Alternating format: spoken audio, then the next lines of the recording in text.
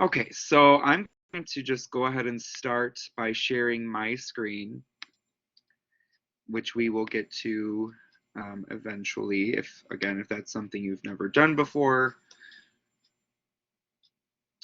Um, again, just for the formality of the recording, my name is Brian. I'm a professional language tutor. I've been working here over 7 years, and I pretty much have been using Blackboard Collaborate since 2015 or 16.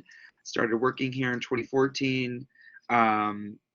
And I have really seen this platform develop and evolve over the years in a good way. It definitely has its flaws, but nonetheless, I'm happy to see where it has gotten to. So pretty much with this training, I start by showing everyone how to sign in as a moderator. So all of you, if you go to my institution, you don't have to do this right now, but in your Blackboard, in your My Institution tab, under My Courses, aside from your actual courses, you will see drop-in study parties. You'll see a bunch of names, and hopefully everyone in here will see their name because I embedded you. Not everyone is going to be doing the drop-in study session. Some of you might not really use Blackboard Collaborate. Again, this is just for you to have the versatility of being, proficient in Blackboard Collaborate and using it as a moderator, as a tutor, employee, whatever. So as a precautionary note, I did embed all of the new tutors in here. And so you'll see if you click on this, this would be your way to enter or sign into work, however you want to think about it, as a moderator automatically. Everyone here, including the other people I've trained so far, they all joined through the guest link, which you all are probably familiar with. Because that's what perhaps your professor has sent before, and the guest link can be used by absolutely anyone. They don't have to be, for all intents and purposes, they don't have to be a COD student. They don't have to have Blackboard Collaborate, right? It's just a link into this virtual, it's pretty much like Zoom. So just be careful with that. But do know that the link, like the one I sent you, could be shared with other people or students. But one thing at a time. So signing in, you just click either in the middle and hit join session. Do not change anything else, because if we change the guest access, that can lead to problems where students are joining as moderators, right? And we don't want that, and for many other reasons. And you would just hit join session, and it would automatically sign you in with your first last name, and you'd be a moderator, whereas everyone here, again, had to type their names in as participants. Or you can simply just click the three dots and hit join session. Now that guest link I was talking about can be accessed here as well, just hitting copy guest link, or simply, again, clicking in the middle here, clicking on it here, and then hitting copy paste, or do nice, control or command C. And that can be shared with your students. Now, some of you might be using Collab in other shells. You might be doing an anatomy drop-in. You might be doing a chemistry drop-in. ASL and interpreting for Rosie, that is on Zoom. So again, you might not use Blackboard Collaborate at all. I do apologize. But again, it's something that, for all intents and purposes, you could put it on your resume, right? That you are kind of proficient in using the program or platform. So there are some positives, even if you don't use it very actively. So that's pretty much that as far as signing in and getting the guest link. Did someone talk, or did my computer just go crazy? I just want to make sure I'm not talking over someone if they had a question. Everything's good? Okay. Let's see. So in the student support tab, this is actually something we're working on right now on updating. We still have 2021 information, and it's this is where students go. Again, you're, at least the majority of you have already taken COD classes and have possibly used tutoring before, so this might not be new to you, but if it is, go ahead and, kind of take note of this, just because in the student view, this is one way for students to find us and see, like, oh, here's the link they, would click, and all the days and the times, and at the top it of course has our dates and our days off. So we have lots of services, lots of hyperlinks and whatnot. All of our drop-ins, again, except for ASL and interpreting, are through Blackboard, Collaborate.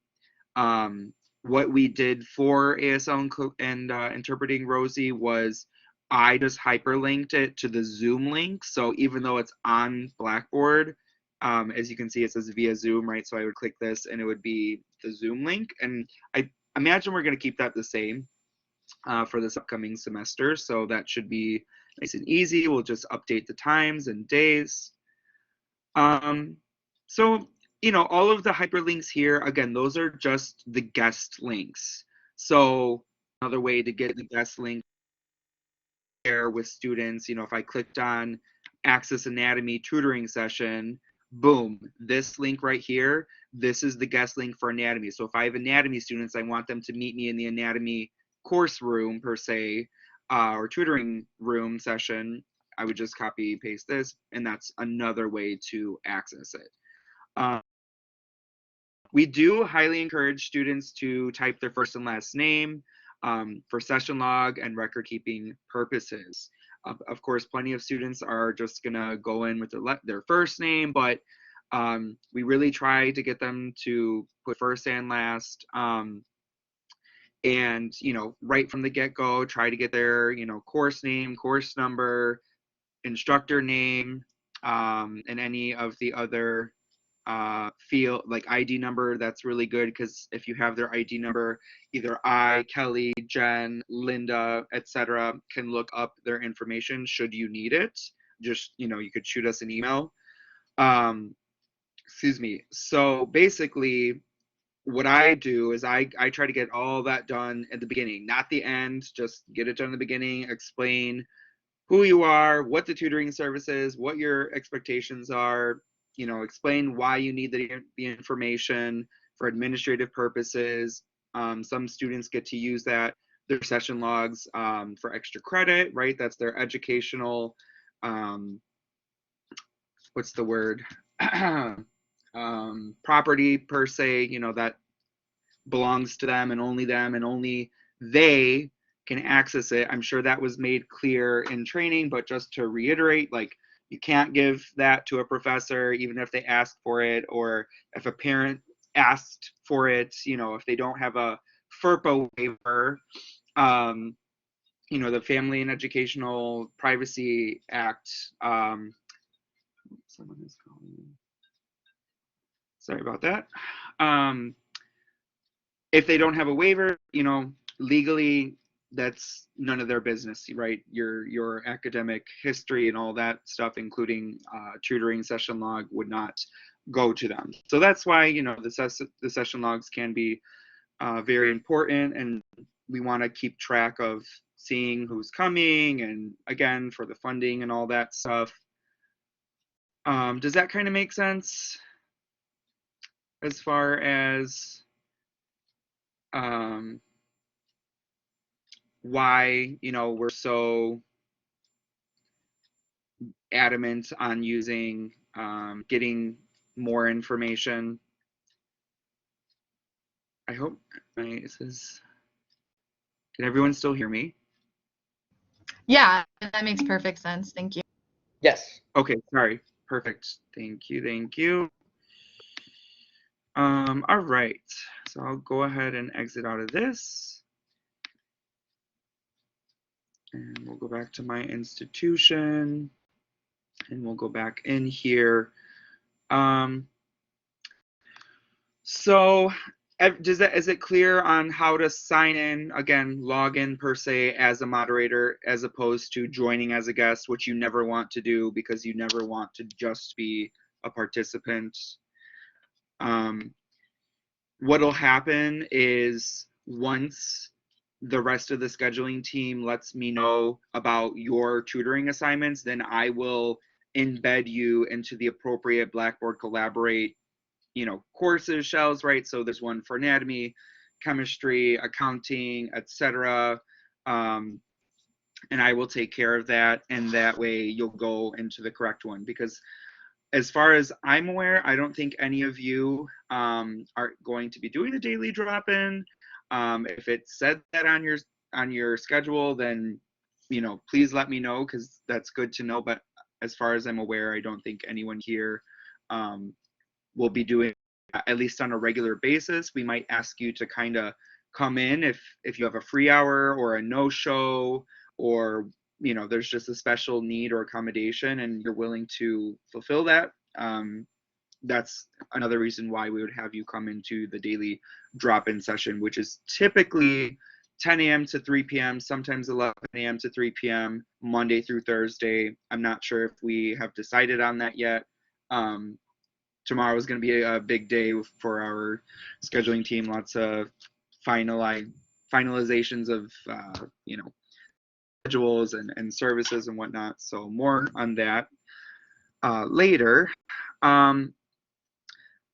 And one fundamental question that I should have asked everyone in the beginning, and I guess I kind of assumed, is everyone familiar with Blackboard Collaborate as a participant, as a student? We all have some experience with it, or is someone here perhaps never used Blackboard Collaborate? Okay, Megan's yes. I saw Tyler shaking his head yes. Rosie and Nicole, I assume you have used Collab before in some capacity. Yes, okay.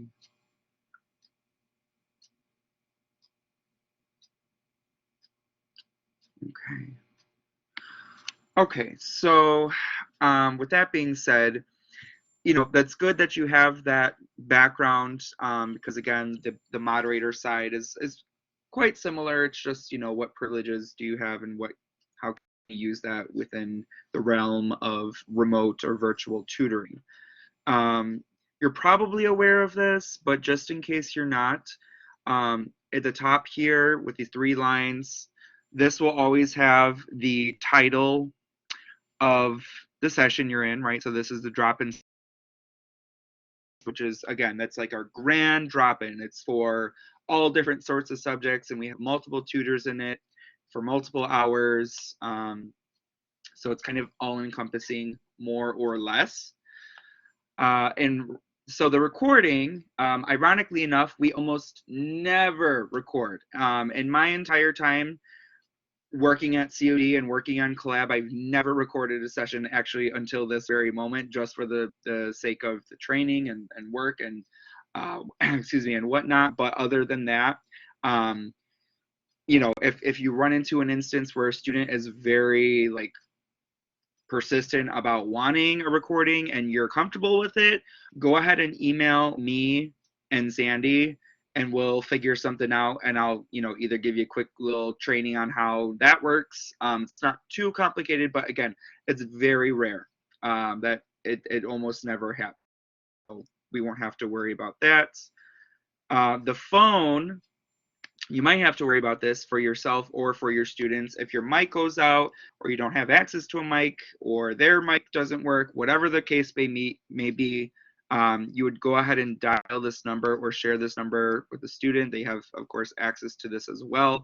And then it'll ask for the PIN, they'll type that in, and boom, then you'll have access to a mic via your phone.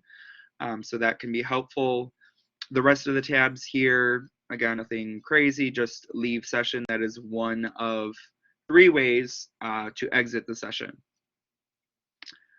So going just a little bit down, I always do a big L in this training. We start from top to bottom, left to right.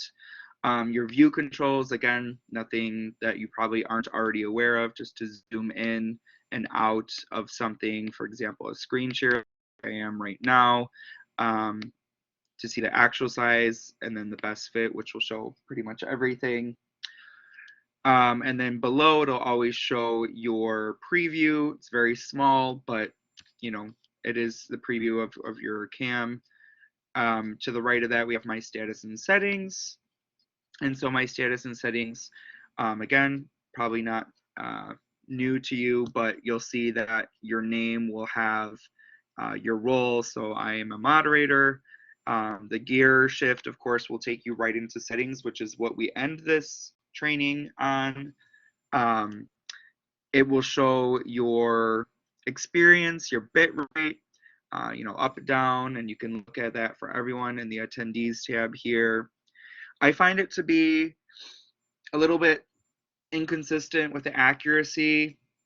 You know, sometimes you'll have really good connection, but it'll say it's in the red and down, and sometimes you'll have really slow lagging connection, but it'll say it's green and up and good. So take it with a grain of salt for what it's worth.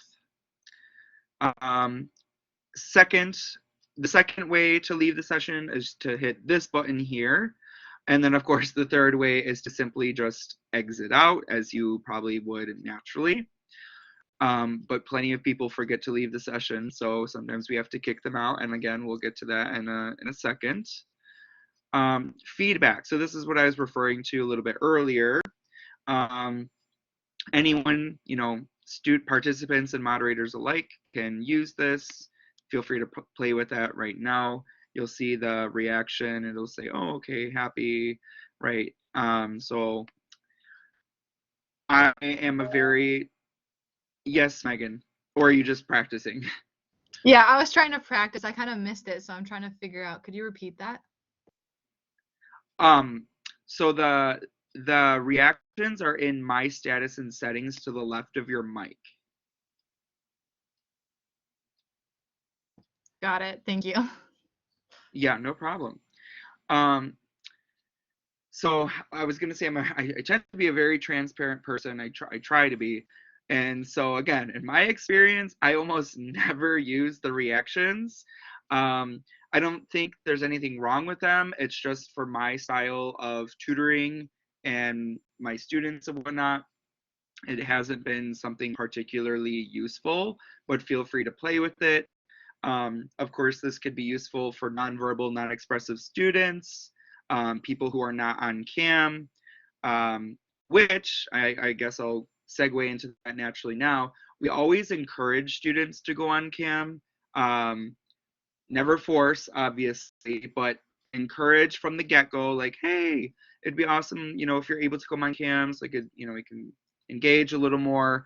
But if not, I completely understand. But like, mic should be the bare minimum. Everyone should be able to share their mic because no one wants to tutor via, you know, typing, chatting. And it happens, but certainly at the bare minimum, your student should be on mic. And as far as you and your camera, because we kind of like to model, you know, the educator side, the teacher side, tutor side, whatever, we do tend to be on camera. Now, understandably, maybe there's a day where you're working from home and it's just not a great time to be on camera. That's fine. Just be, again, honest and professional with, you know, your student. Just be like, you know, I'm not on cam for this reason, blah, blah, blah. Just so they're not like, oh, I can't see, blah, blah, blah. I don't know what they look like. This is kind of weird.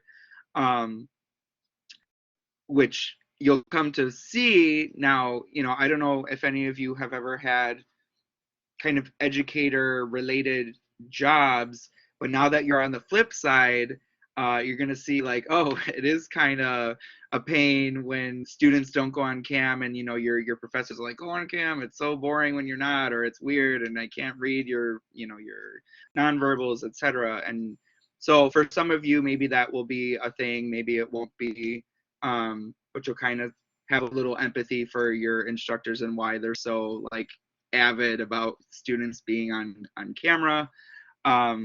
So that's kind of how we work with that. you know, encourage, never force. We try to be the example to model, like, hey, I'm on cam using my mic, blah, blah, blah. But obviously we are human and we have different situations, so that's not going to be the case, you know, 100% of the time. So as far as my status and settings, that's pretty much it. Does that make sense to everyone? How you could kind of incorporate that into your tutoring? And I would imagine it would be better for a larger group of students. So if it's a small group, you know, that's probably not necessary. But if you had like 5+ students and you wanted to kind of poll them without actually doing a poll, which again, we'll get to a little bit later, it's just an alternative. Okay.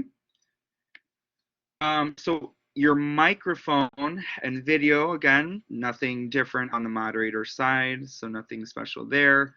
For raising your hand, the only difference on the moderator side is you get to see who raises their hand first, although maybe you can see that as the participant, but you as the moderator can put down hands. So what I would like the 4 of you to do is raise your hands, and I'm going to show you what happens. Okay, perfect.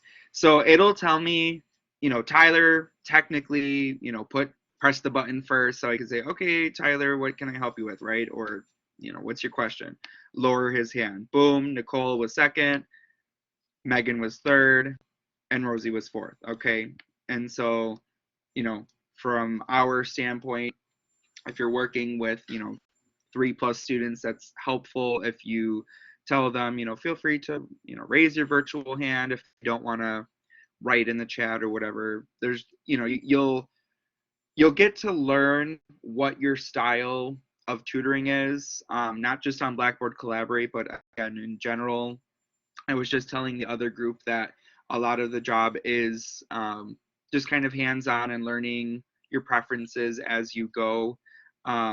It's not entirely, you know, something that you can just train for and just be ready for. But of course, you want to be able to provide you with support and guidance accordingly. Was that a, see, I got to keep asking, was that a question or just practicing, Megan? I am just practicing apparently. Like my hand Okay. keeps just like, I'm like looking at the things and I just keep raising my hand. It's okay. It's okay. No worries. So moving right along, to the right of the hand raising is the participants or whoever's in the session, their basically camera and preview, whatever. So if you don't mind, I'm going to kind of blow that up. So you're kind of going to be my model, if that's okay with you.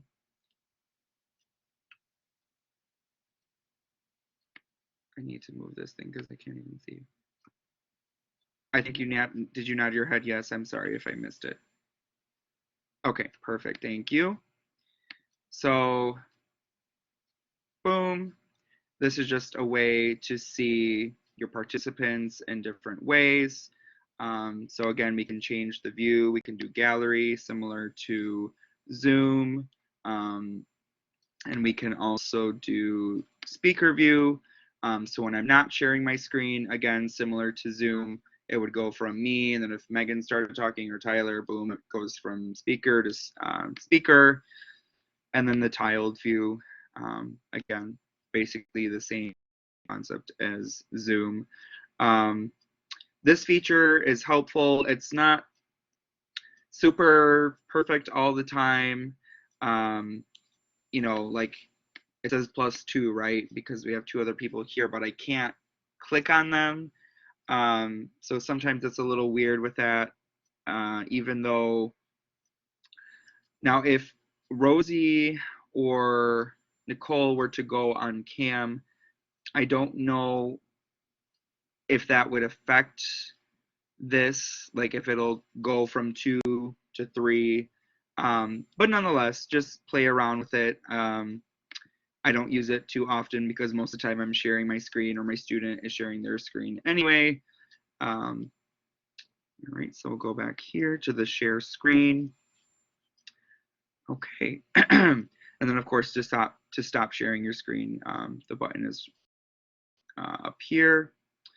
For our chat option, it's pretty self-explanatory, nothing out of the ordinary here.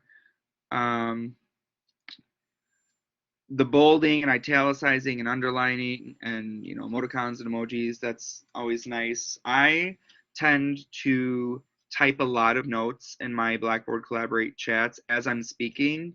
Again, that's just kind of my style, but if you don't, you know, want to do that, or if you're not a fast typer, then certainly don't worry about that. But I like to kind of dictate, like if I'm like, okay, so this verb, say it is conjugated like this, boom, boom, boom, right? And I'm kind of typing as I'm talking simultaneously. Feel free to do that and use these options as creatively as you would like.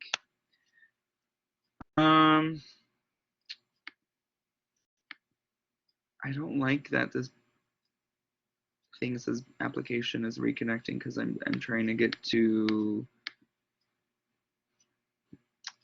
That's not good. Trying to get to the rest of the chats, and it's not allowing me to see. I'm just going to send Megan a message and see what happens. Oh.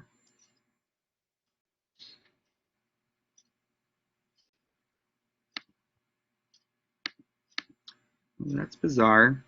So I guess because I'm recording, it's being a little funky, and I like up here there should be an arrow where I can manage my chats. Can someone send a message in the main chat? And I'm curious to see what will happen. Okay, perfect. So I clicked on it and it took me in. Obviously, on your end, you all should have an arrow and it should say everyone chat, and then there'll be moderator chat. So obviously moderator, oh, well, I haven't promoted any of you to moderators yet, but on my end, there would be everyone, so anyone in the session can see it, and then moderator, so anyone who's a moderator. Basically, my point with the chat is you're like, okay, what could be so complicated?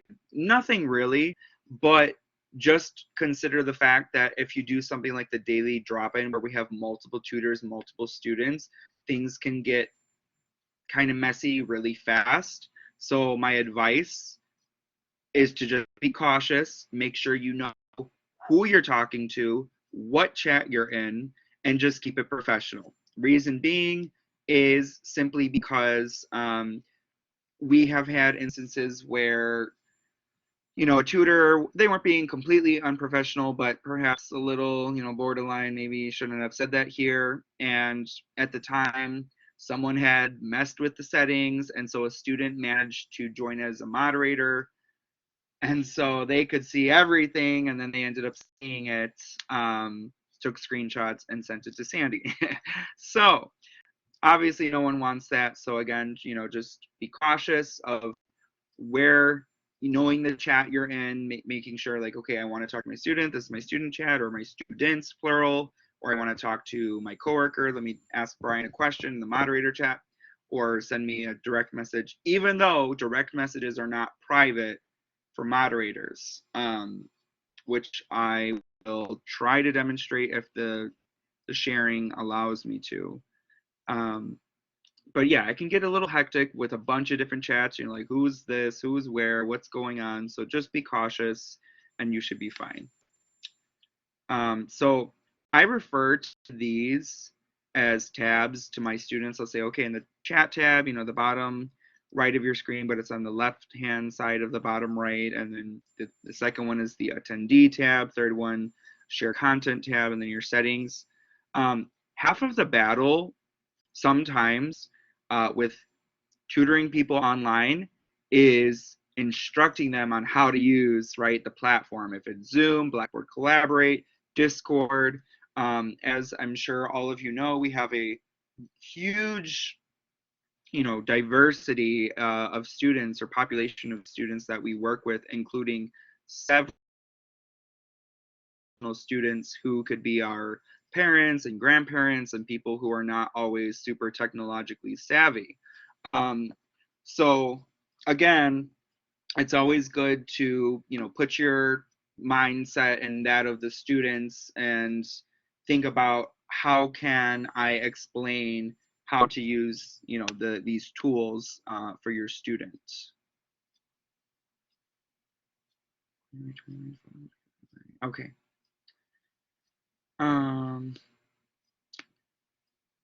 So essentially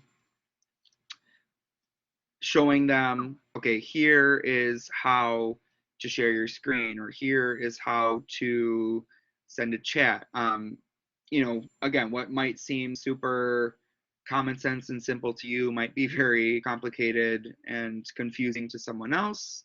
So just be patient with your students if they're unfamiliar, and just take it step by step with them, and that should do the trick. So as far as the Attendees tab goes, we can see a couple of things. We can see everyone who's in the chat, or excuse me, in the session. So we have me, right, the moderator, then it'll break it down by roles. So there would be moderators or participants, or the other role would be presenter. And that's something I'm basically going to talk about now. Students, the maximum promotion per se would be presenter. So as I said, we never want a student to be able to join as a moderator, and we don't want to promote them to a moderator because, right, that kind of defeats the purpose. Then they have access to everything. They could, not that they would, but just in case, because they would have all of the controls that you all and myself would have as moderators, and that could be messy. So for example, Nicole, I'm gonna promote her to a presenter. So all that does is it allows her to share content, be it her screen, a file, the whiteboard, or some sort of PDF, or a camera. Again, I'll kind of show you the options just in a second here. And then if I make her a participant, she'll see that in the shared, she won't have access to that. So I would say most times students want to share their screen, right? They want to show you their homework. They want to show you what they're working on, notes, etc. So anytime I'm working with my students, 9 out of 10 times, I promote them to presenter, and then they share their screen. Some of them know how to do it, some of them don't. So you might have to walk them through, as I said. And yeah, there is, yes, Tyler. So I noticed that the make presenter and make moderator are right next to each other. So I'm just wondering, if you accidentally hit make moderator, would you be able to like click to student to be a moderator? Would you be able to turn them back to a participant? Yes, great question. Absolutely. So I can demonstrate that. So I could say, oh, I'm gonna make Tyler a moderator, and then I'm like, wait a minute, Tyler's a student, he should be a presenter. Whoops. Boom. Now you're a presenter again.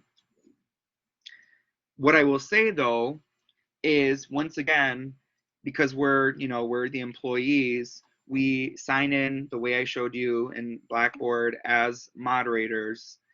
And so we moderators cannot demote each other, right? We're not that, why would we do that anyway? But moderators who join as moderators, they stay moderators, but people who come in as participants, right, then we can mess a moderator, a true moderator can change their role from, presenter, participant, or moderator. So good question. Let's see. there should be something here, or wait, actually, no, this is not what I wanted. Again, I apologize that the screen share is covering some of my tools. It's a bit frustrating, unless I'm just being silly and there's a way to get rid of it. I don't think so. That's okay. On your end, there should be 3 dots, again, aside from my screen share. If you ignore that and you're just in your regular view, there would be 3 dots and there would be a couple of options. One of the options is detached panel. Don't worry about that. And then the other one would be mute all. I don't think I've ever used that before, but yes, as a moderator, you do have the privilege to mute every single person in the session. So if for whatever reason, like things were getting out of hand or people are not realizing they're on, mic and they shouldn't be, it just really needed to be like, all right, everyone needs to be quiet. Like there is a button at the top right. There's 3 dots here, and you would just press mute all. But again, in my experience, I don't think I've ever used that. You can simply mute someone, right? So I can, well, actually no one's on mic, so it's not going to say that. But if someone comes on mic, okay, so Tyler, I have my mute button here. I could pin a video. I could send him a chat. Again, promote him to demote him to participant. Don't worry about captioner. And then you can also boot people from the session, which again, once in a blue moon, you have to do that for a number of reasons. If they're not there for tutoring, it's an accident, they don't know how to leave, or again, some of your non-traditional students, they don't realize how to leave or just exit, and you're like, I'll just help you out. Boom, remove from session. That's pretty much the only time I've had to use it. Again, occasionally there's been inappropriate behavior where it's like, okay, you need to get out of here. It does not ban, it simply just gets them out. They could join again, but it's something, and hopefully they would kind of get the hint if they were not being appropriate. And you can only do that to participants and presenters, again, not moderators. Even if you promote someone to a moderator, so I'm going to make Tyler a moderator. Now he's in my section, right, and I go here. I can't remove him unless I demote him, right? So I make him presenter again. Now we have the 3 sections, and we see that the remove from session option is still available. In the chat, someone was asking about muting video. I wish, but no, unfortunately, okay, Nicole. Unfortunately, that is not an option that moderators have. We can't mute videos. We do have a setting that we haven't touched, but we do have a setting where from the get-go, we can basically prohibit students from coming on video and cam.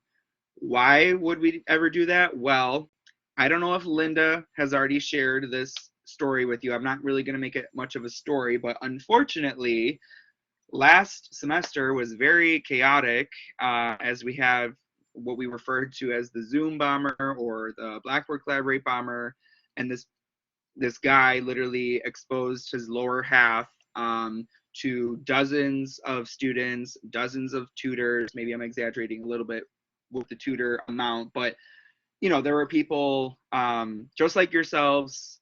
They were thinking that they were going to work with their first student ever, and then it's this insert profanity here.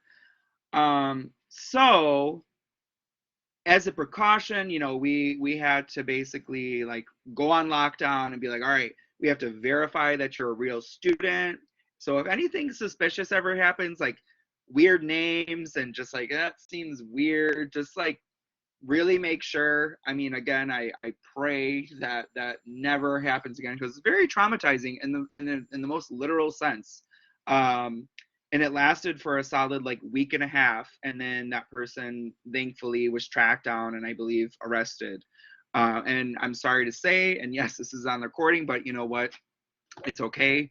It's good for you to know that it was a COD student. It ended up being a COD student. It wasn't just some rando. It was a literal COD student who was just going to Zoom, you know, anywhere where there was a public link, right? Blackboard Collaborate drop-ins, Math Assistants drop-in, and other things where we had Zoom. And it was just a repeat offender, and it was horrible. So ever since then, we're like, okay, well, we need a plan to be able to deal with that. And so Nicole, you know, the video option off, yes, in the indirect way in our more kind of background foundational settings, which I could show you. But just for the sake of time, I'll skip that for now, unless you really want me to show you. But if that were to happen, like if you really needed, if we kind of collectively needed, all right, we're going on lockdown per se, you know, I would be made aware of that, and I could make the changes myself, because I'm kind of the, Sandy refers to me as the Blackboard czar, whatever that means. So okay, Nicole, you're good for now. Okay, perfect. So with that story aside, you know, all of the privileges that we moderators have, you know, that's where it really comes into play, because God forbid someone like that were made a moderator. Like, oh my gosh, that would be terrible, right? You couldn't kick them out. You couldn't, I mean, you could mute them, but you can't, you know, get rid of the video and stuff. So that would just be really bad. And it's really sad that I even have to say that something like that has happened, but it has. That's the reality. So we kind of have to live and learn, like anything else. Any questions, comments, or concerns and regarding any of that? All good. Okay. So yes, this is the attendee tab. And finally, I'm going to promote everyone to moderators. Yay. So you have an idea of what it's like. Fortunately, there's not a button where I can just promote everyone at the same time, but that's okay. All right, so now we are all moderators. The 4 of you technically are artificially moderators, right? Because I promoted you to it. You didn't join as one, which is what you will do on a regular basis if you're using Collab for your tutoring sessions. And yeah, you'll see, you know, oh, I can't remove. I can just demote, which you all will see that you can't do that to me. If I do demote me, you can't. Yeah, I think we're pretty good on the attendee tab. We'll go into the share content tab, the third one. I always tell students the square with the arrow pointing to the right, so they can kind of have that visual. So I am sharing my screen, and by the way, and this is something I actually forgot to say on the last training, but Google Chrome is the supposed optimal browser for Blackboard Collaborate. So keep that in mind for your own usage and for telling your students. Other browsers are okay, but from what I've been made aware of from Learning Technologies, Google Chrome tends to work the best. So with sharing your screen and using Google Chrome, it'll give you 3 options. It'll either be your entire screen, like I am right now, right? We can see my entire disgusting desktop with a billion tabs and things open. Or you could do a set of tabs, which would be the second option. Unfortunately, I can't show you. It's kind of the most ironic thing that when I'm trying to share like right before, I can't. So when you eventually go to do that on your own or explain that to students, you'll see what I mean, that there's the first option, entire screen, then it'll say like share an application or a set of tabs. So if you're like, okay, I want to share my Google Chrome and I want to show these, right, just these, but I don't want you to be able to go like, oh, okay, here's this. And then the last one would just be like one tab at a time. So like, okay, I'm just going to show you Blackboard Collaborate. I'm just going to show you the Collaborate session room, or I'm just going to show you my email tab, whatever the case may be. Most students are kind of 50-50 on the entire screen for many reasons, right? It's like, oh, text messages, right? Private things might come up. They might not want that, so they opt for the second option.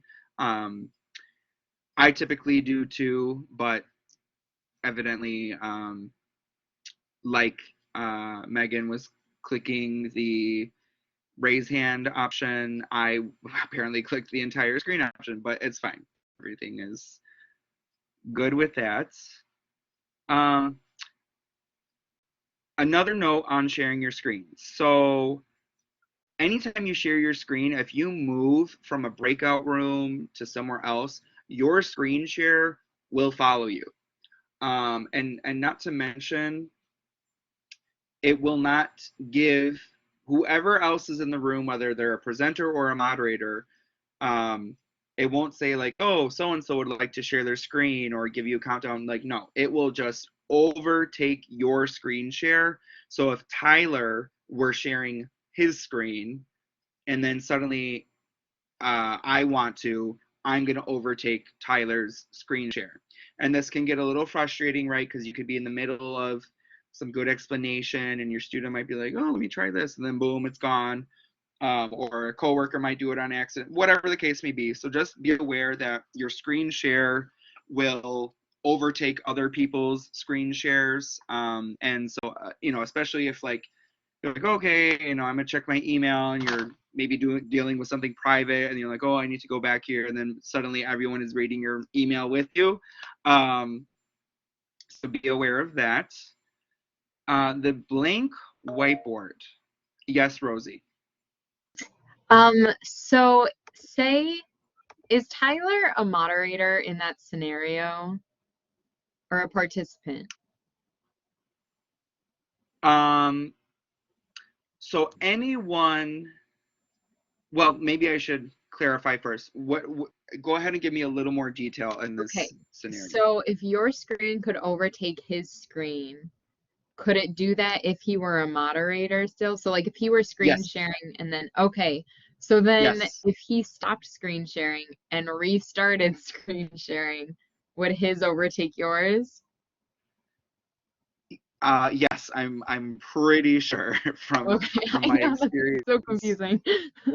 Yeah, it is. But yeah, participants cannot share their screen. Presenters can. That's basically the privilege. Again, this whole tab becomes available as a presenter. Participants do not have this, as you all saw from the get-go. So again, your student who's a presenter, they're like, I'm going to share my Facebook page. And it's, that has not happened, but, and you're like in the middle of showing them a resource and explaining a concept, like for all intents and purposes, yes, they could overtake you even though you're a moderator. Good question. Also with the raise hand thing, I'm sure you all pretty much figured out, but as the moderator, right, we can lower hands as well. Hopefully that was pretty obvious. All right, we will go to the whiteboard. So now this, funnily enough, the whiteboard cancels my screen share. So now I'm not technically even sharing my screen anymore. I'm just sharing a whiteboard. I'm utilizing the whiteboard. Oh, wow. Yes, go ahead, play with it, draw, type. I don't go into depth just because this thing has become so much more complex than it used to. I used to spend like, a couple minutes on it to show the very few features, but now it has a lot more. And I'm like, yeah, you guys can figure it out on your own, take your time, in your own time, or learn as you work with students. But it's a good feature for some people. For Brian, I don't really use it. I don't find it super beneficial for language tutoring. Oh, someone canceled it. See, that's my point. I'm like, hey, I'm in the middle of trying to give a training and someone cancels it, which is fine, right? This is just showing you what can happen. Okay, now that's interesting. I didn't think that the work would be quote unquote saved. I thought it would be gone. So that's interesting to me.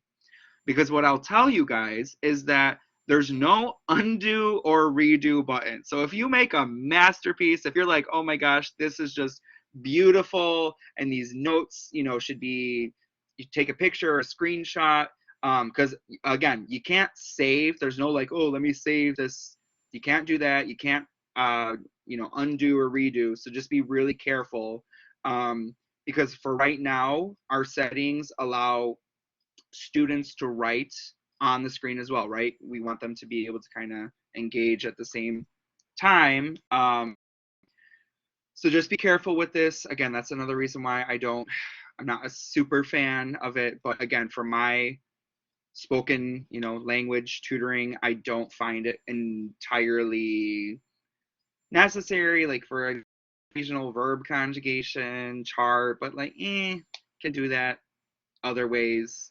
But again, get as creative as you want. You know, people who tutor math, chemistry, physics, perhaps even anatomy, I can see the visual being super helpful, especially if you're able to access Collab on, you know, a tablet where you could real fancy. You could even have, you know, you can only join the session as a moderator once officially. What is kind of cool is, you know, okay, I'm signing into work as a moderator, right? And then if you were to join with that guest link, you could promote your guest self to a moderator. So then both of them would have the same privileges. It's just one is the real moderator and one is the artificial moderator, if that makes sense. So you know how some people like on Zoom, like they'll have their tablet, or a professor will have a tablet plus the other one for mic and cam. Same goes for this, more or less. So keep that in mind if that's something that interests you or you would find beneficial. Go ahead and write and type some more things for me. I just want to show you another thing. Let's see.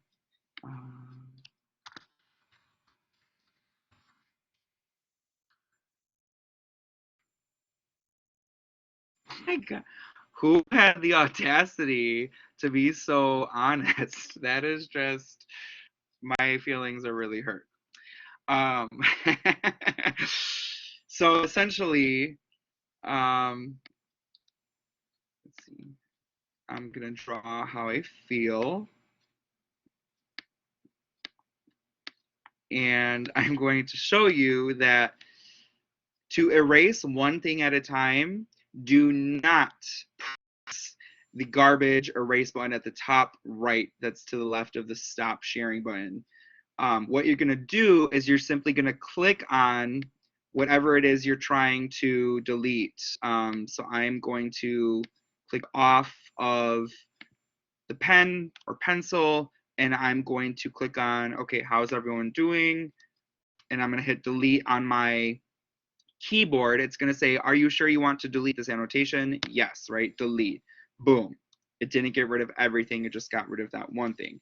If I want to get rid of one teardrop, I don't know if it's possible actually in this case. I feel like it used to be, but right now when I click on it, it selects the entire masterpiece of my crying self. So you can highlight or do the eraser function. It's like there's like a pencil, brush, or eraser, so you can use the eraser to do individual tears or an eyeball. where are you seeing that, Tyler? Oh, I see. I'm sorry. Yes. So under the pen, you can change it to eraser, and then you could get more. Yeah, perfect. Thank you so much. Like I said, I don't use this pretty much ever. I know, you know, the basics. But of course, if you did need to clear out of it, you would press the mini trash can that says clear annotations. Anyone feel free to do that just to demonstrate.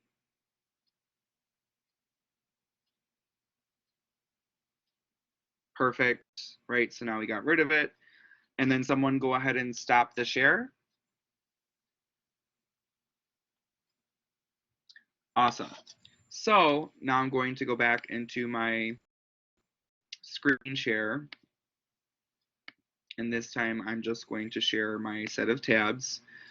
Before I do that, there's no one is like super pressed for time at 10, right? No one's going to be like, oh my gosh, I'm going to burst into flames if I am in this training a minute longer. Because we're almost there.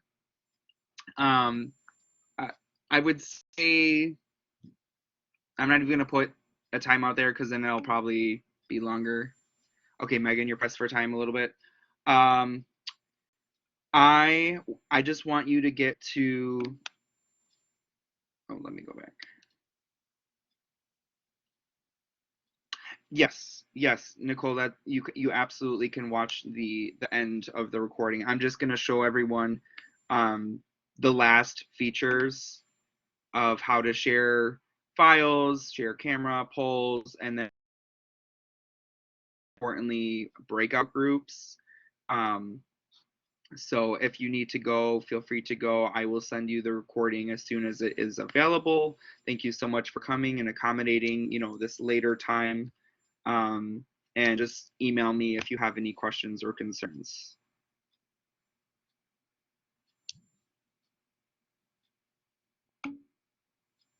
Sure, no problem.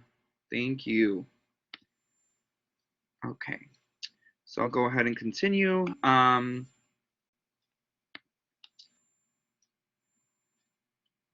Yes, not a problem, Megan. So essentially, the share camera, this one triggers me because it literally makes you I'll just show you, even though I hate doing this. It's like, okay, dysmorphia, woohoo. Okay, so it makes you giant. And the only time that I would find this to be conducive or useful is if I had a physical whiteboard behind me and I wanted to draw on that and just for some visuals. Aside from that, like who wants to be this giant person? Although, Rosie, consider yourself special because you're the first ASL and interpreting tutor that I've had in a Blackboard collaboration. Actually, no, that's a lie. Never mind. I'm sorry. Never mind. But still feel special. But I was going to say, actually, I could see this being, I always say it could be helpful for ASL or interpreting, right? Because it's like, okay, we need to see everything, all of our gestures and nonverbals and our signing. So if you were comfortable with that, I suppose that could be helpful, but I am not, and I am going to stop. So when I stopped, as you saw, now I have to share my screen again because it stops the share, have to open the share again. And we'll go into share files. So sharing the files, I'm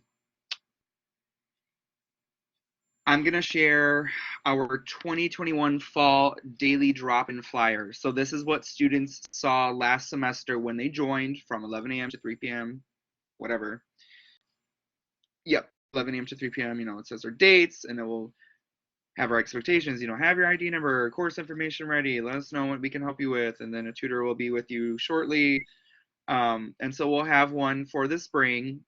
And whoever is the first one in the session is the one who basically shares this, puts it up, right? It's almost like opening the classroom. And then I typically would be the last one to leave at 3 p.m. and I would stop sharing it. Because if you don't stop sharing it, it will stay up. And what happens is, yes, students will come in well beyond the hours of service and they'll be like, oh, like maybe there's someone here, right? And we don't want that to happen. So we always want to hit the stop share so it looks closed, right? Closing the door kind of fictitiously or metaphorically. And you can annotate this just like in the whiteboard. But I don't really see any purpose for our flyer. That would be silly. However, with the add files, so it says, you know, drop your image, PowerPoint, PDF. That could be a Microsoft Word document. But what I don't like about it is it's stagnant. Like, you can't make live edits in the document per se, if that makes sense. Like, yeah, you can draw over it and annotate on it with these tools, but I prefer to just do the live screen share.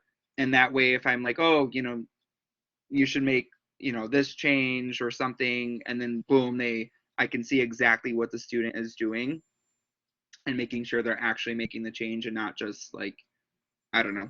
Does that make sense as to why I'm not the biggest fan of sharing the files? Because they're, you know, yeah, you can go through a PowerPoint and but again, you can't save it. There's no save button here. So if you really wanted anything for sharing files, or whatchamacallit, the whiteboard, like anything that you're like, oh yeah, this is really good, really helpful, right? You would have to take a picture or a screenshot. That's as good as it's gonna get. So again, you're welcome to do whatever you like, but I personally just prefer the live screen share. Okay, polling, this is nice and easy. I'm actually sad that the other two had to go early because I asked a couple of funny questions here. First, I always ask, oh, am I not sharing my screen?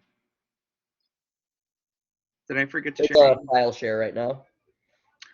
Oh no, whoops, see, thank you.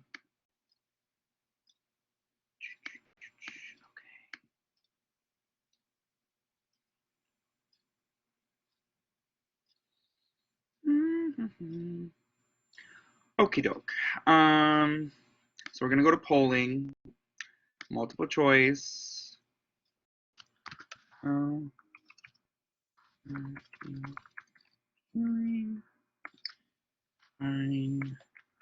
Okay.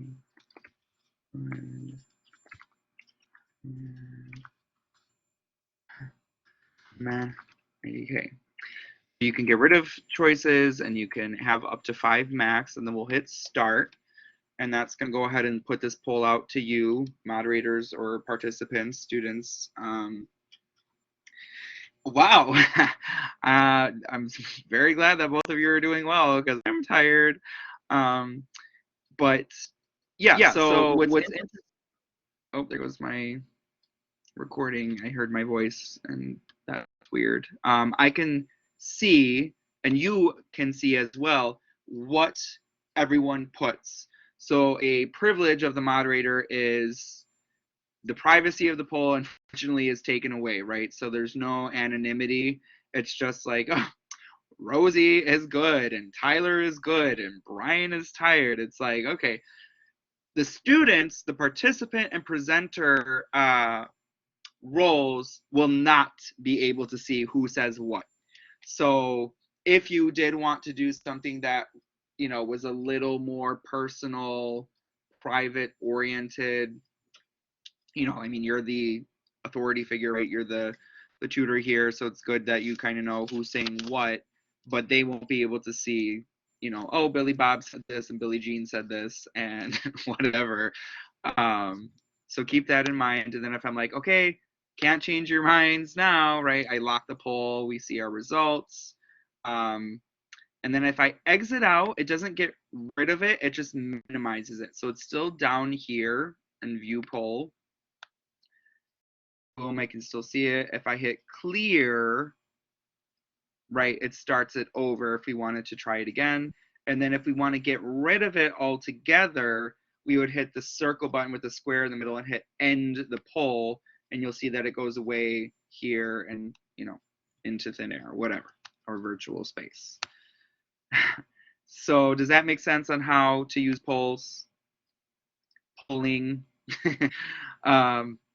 Essentially, you know, you could use this like, you know, do you want to move on to chapter 3? Or you could use it as a quizzing option, although I'm sure doing something else like Kahoot or would be a lot more effective and fun. But again, there are some instances, again, if you're like doing a GSG and you have 6+ students and you're like, let me just go ahead and throw a poll or polling out there and see what people are thinking, how they want to proceed within the session.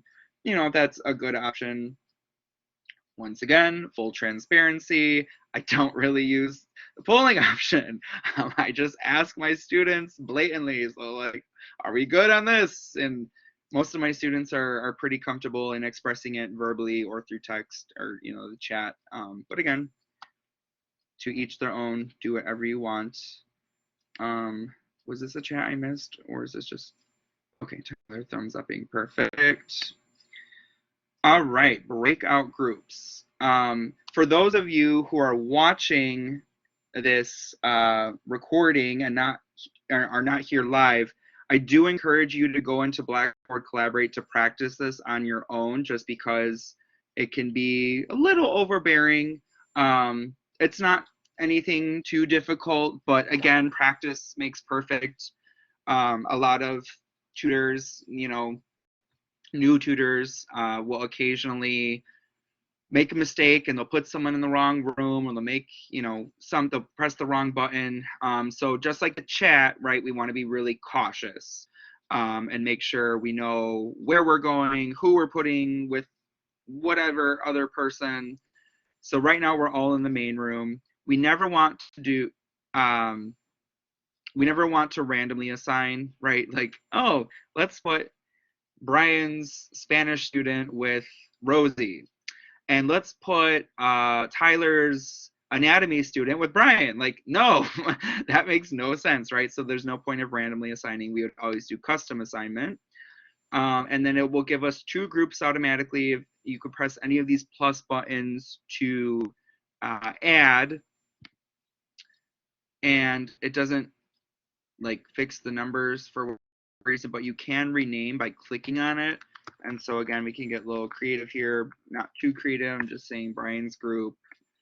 We can name this Rosie's group, and then this one we can call Tyler's group. And then that way, boom, if we're in the daily drop-in and someone comes for anatomy, we know that Tyler's going to put this student with obviously himself. Someone comes for a spoken language, they'll come see me. Someone comes for ASL interpreting, they'll come in Rosie's.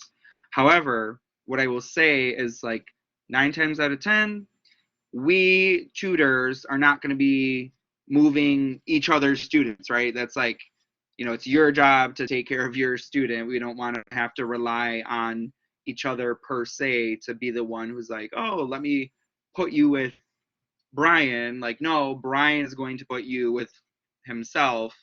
I mean, if there's a circumstance where a tutor explicitly asks you to do that, like, hey, I'm a little busy, would you mind just moving them into my room? Or, they might tell you, hold on, I need 5-10 minutes, and we will tell them, the student in the main room, just to please be patient. They'll be with them, in a certain amount of time because they're working with another student, different class, whatever the reason may be. Again, if you work this session, you'll come to learn how that works very quickly.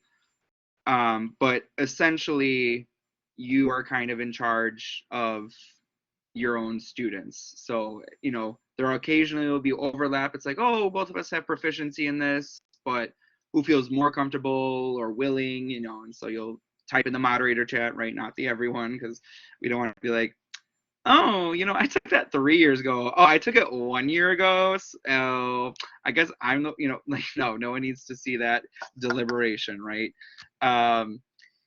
And yeah, and then you would just simply either drag and drop, which I don't recommend because that can get just, oh my God, oh, I put them in the wrong one, right? Or like, I don't like doing that. So what I find best is just click the 3 dots and then move them to whatever group. So for the sake of the training, I'm going to ask either Rosie or Tyler, either one of you, if you could move all of us to one group. Just to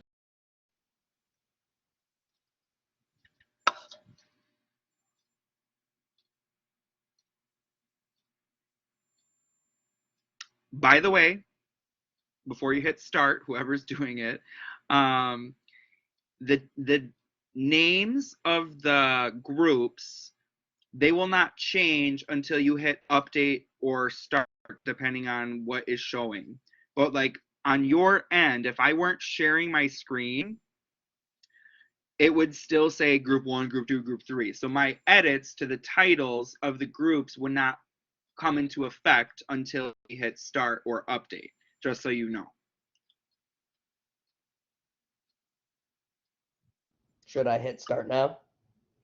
Mm-hmm.